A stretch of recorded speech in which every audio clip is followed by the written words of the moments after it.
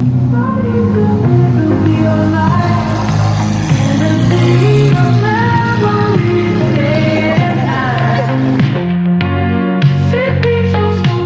y'all, welcome back to another video. Today we're back at Mainline Cars and Coffee for their September 15th, 2024 show. We're starting off the morning with these two beautiful BMWs.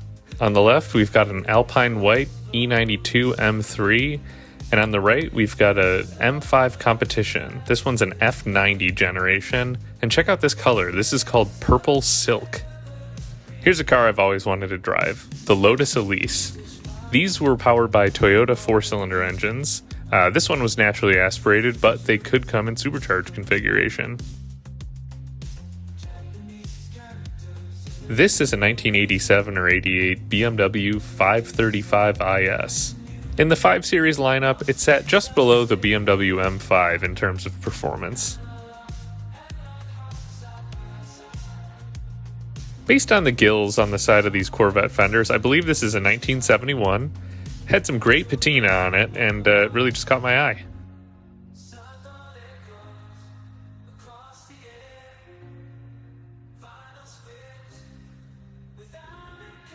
I've said it before, and I'll say it again. I love Dodge Vipers. This one looked pretty sick. It had a wild diffuser out back, and of course this giant wing.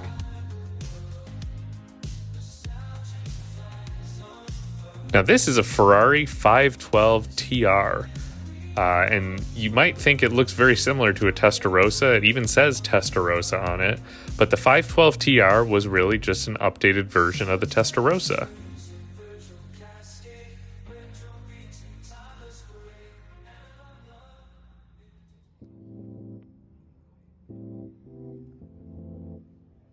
Now check this out. This is a 1968 Mercury Cougar with an LS swap.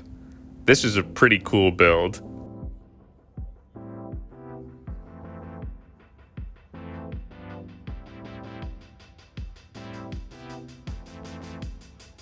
This GT350 really stood out because of its paint color. This is called Grabber Lime. This is a GMC Cyclone. These were wicked fast when they came out in the 1990s. Famously beating Ferrari in 0 to 60 sprints, had a 4.3 liter turbocharged V6 with all-wheel drive. Now I was really excited to see this BMW 2002 Turbo. It had the iconic M colors for stripes, all sorts of cool font, and check out that chin spoiler. If you notice, the words are spelled backwards, so then if you see it in the rearview mirror, it says Turbo 2002. Now this was one of my favorite cars of the show. This is a 1999 Subaru Legacy GT touring wagon, but this one's from Japan. So it comes with the twin turbocharged 2-liter flat 4, and it's got Bilstein suspension. These came with 276 horsepower. There were a few different versions of these wagons, but I love these so much. I would love to import one. It's got the JDM clear taillights. That's a sure sign of these, unless you go and buy them and stick them on your USDM wagon. It's also got the shorter bumper on it, and it's got a Momo steering wheel. It's got a hood scoop. I've always wanted one of these. This is so cool. Here we've got an E60 generation BMW M5. BMW, thank you so much for making these sweet, sweet high-revving V10s. I wish they were just a little bit more reliable. This M5 actually had a 6-speed manual, which is pretty rare for this generation.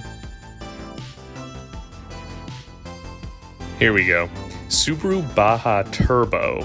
This is the spiritual successor to the Subaru Brat of the 1980s. Check this nugget out. This is a Nissan Pulsar GTIR. These had SR20 motors in them.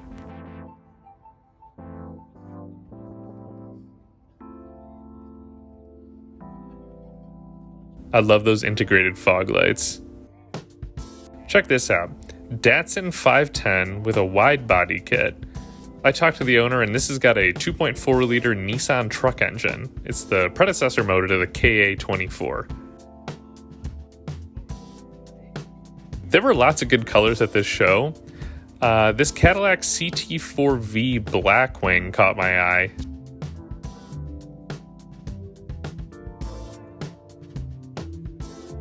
Here's one you don't see too often.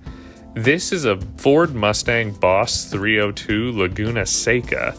So this is the hardcore version of the normal Boss 302 that came out for this generation. It's got rear seat delete with a brace, 5-liter V8. It's got a specific intake manifold for this generation. I believe these had 444 horsepower. Those red wheels were super iconic. This little number is a 1972 or 73 Alfa Romeo Giulia Super 1.3. I've seen this car at these shows before. It's just a really cool little ride. Here's another Italian beauty. This is the Maserati Coupe. If you're a fan of The Sopranos, Christopher Moltisanti bought one of these from Johnny Sack. Now this was cool to see. This is a 1966 Oldsmobile Toronado. In 1966, they had a 425 cubic inch V8. All of that power and torque was routed to the front wheels. It's pretty cool. Later on, these got a 455. You truly never know what you're going to see at this show. Check out this gorgeous Verde Scandale Lamborghini Mira parked next to a Lamborghini Aventador Mira Homage, which is in itself very rare. And to round out the day, let's take a look at this very pretty Ferrari F430 Spider with a gated 6-speed manual. Just lovely. Thanks for watching, everyone. Please like, comment, and subscribe. If you saw your car, please let me know more about it. I'd love to hear your story. See you next week.